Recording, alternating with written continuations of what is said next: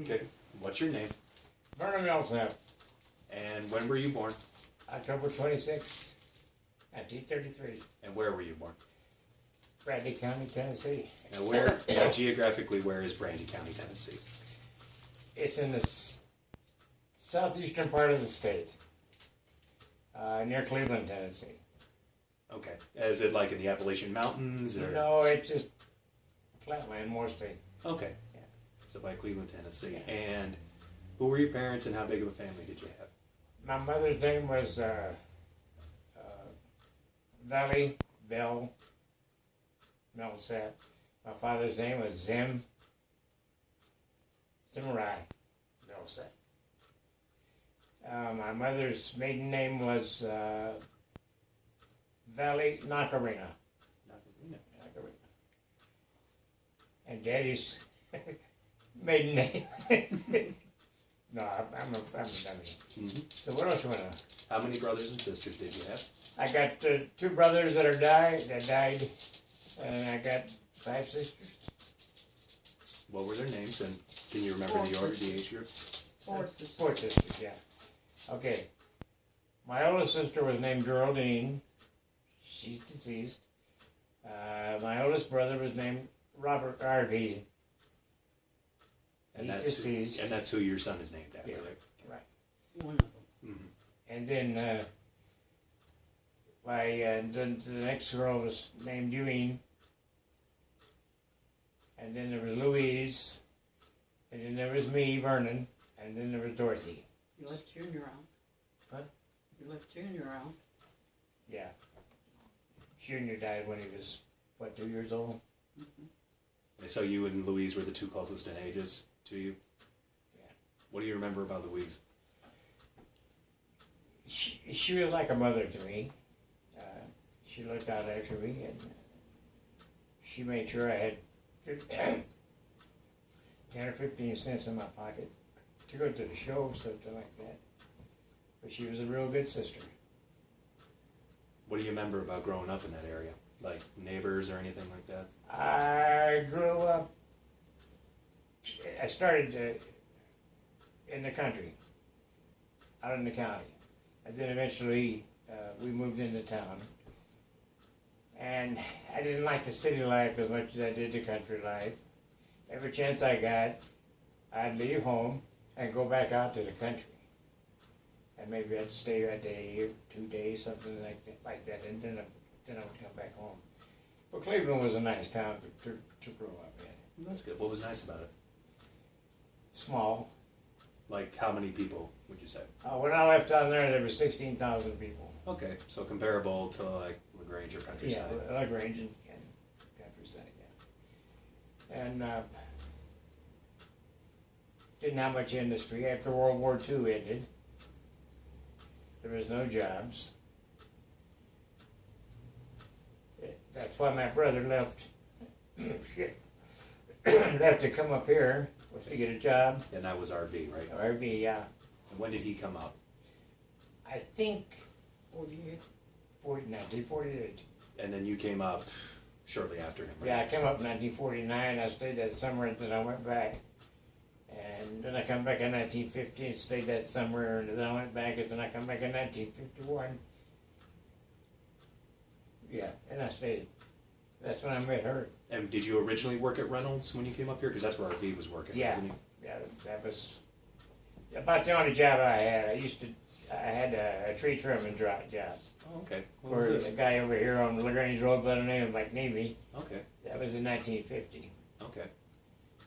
And then I become 18 years old, and my brother RV got me a job at Reynolds as a millwright. I didn't even know what a millwright was.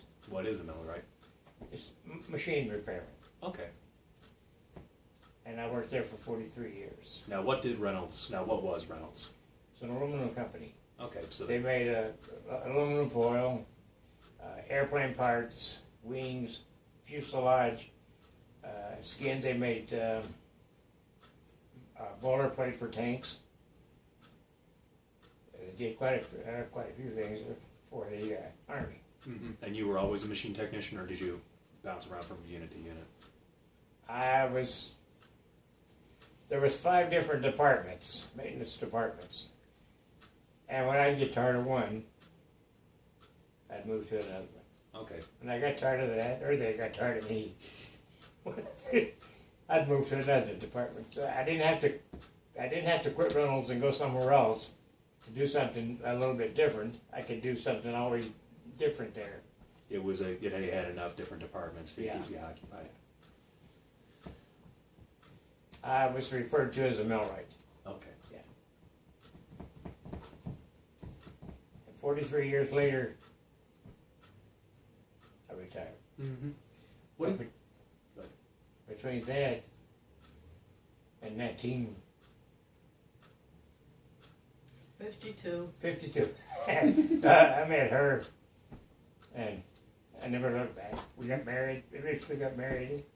Kids come along. We had 7 kids, 15 grandkids. What do you remember about school down in Tennessee? I remember we had teachers at 2 different times. There was a teacher come there from New York, and she was going to teach us Southerners, hillbillies, how to speak. Boy, did she have her hands full. It didn't work. We still wouldn't pronounce the words right. Even if I could have, I wouldn't have. And boy, she'd bust your ass with a paddle. And what were some of the words she tried to teach you correct pronunciation? It. I could say it, no problem. But a friend of mine would say hit instead of it. She took him in the cloakroom. And she says, say it. He said hit. And she whacked him over that paddle. And boy, did she come out of there after about 5 or 6 licks later on. And he was still saying hit for it. And I looked at her and I said, you'll never do that to me. So she jerked me up and said, you're going to see the principal. And I sit down there in the hallway for the rest of the day talking to the principal. How big was the school down there? It had 8 grades. All 8 grades? Yeah, all 8 grades, yeah. It was a pretty good size. How many rooms? Huh? How many rooms? Well, there was 8. I would say it had 12, maybe 14 rooms. Okay, so decent Big size. cafeteria in the basement. It was a nice size school. How many kids did you have in your class? In your grade, or? Well, they'd cram us in, there might be maybe 50 kids. When I was in the 7th grade, we had about 55 kids in the regular sized classroom. And boy, that was awful. I couldn't learn anything. I didn't want to learn anything. So. How far in school did you get? Like, what was the last grade you completed? I went 6 weeks to high school and quit. And went rabbit hunting. And went rabbit hunting. Yeah. I'm not proud of that. I should have finished high school. I could have finished, but it was, my mother had a hard time with the money for me. My dad didn't help out a heck of a lot. So she bought all my books. I had a locker at the high school. And some yo-yos stole all my books. Mm-hmm. And took them into town and sold them at the bookstore. And I couldn't get books again. But that's not the reason I quit. I mean, I could have done something to get the books. I was just lazy and didn't want to finish it, didn't want to go to school. And another thing, we had 2 teachers from New York. And this one guy, he was an English teacher. And he would call me Millsap when he called roll. When he'd call a roll, he'd say, Millsap. I wouldn't answer him. Millsap! I said, my name is Millsap. Are you talking to me? Whammy, down to the principal's office. Troublemaker. But it was, if I hadn't been too lazy, I could have finished high school easy enough. A lot of people that didn't have anything more than I had finished high school. Now, why did RV originally come up to Chicago? Was it just because he found work up here? Yeah. Or was he going to different places to see if he could find work? He worked in a batty and fender shop in Cleveland right after the war ended, he went there under the GI Bill. Mm. And then he got laid off when he got trained. So then he decided to go to Cleveland, Ohio. He went to Cleveland, and he's in Ohio, and he stayed there for a while.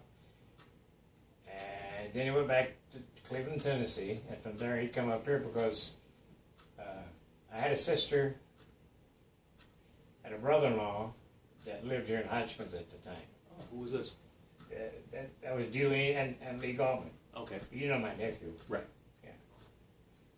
So RV come up here, and he pretty much just stayed for like a couple of years. Then he go back. Then he come back. Then he go back. But I come up, I stayed. Mm-hmm. Yes, I know, but he's the reason you came up to Illinois You're to right. begin with. Well, yeah. He brought me up here Mm-hmm. in a backseat of a 41 Ford coupe. That must have been quite a drive. It was as good as any car on the road at that time, Fred. And Terre Haute, Indiana, a tornado had just gone through, and the wind was still blowing. And we pulled off the road and hid behind a great big truck. And I remember seeing that truck shaking like this from the wind. So when the tornado finished, or we thought it was finished, we pulled back out on Highway 41 to go north.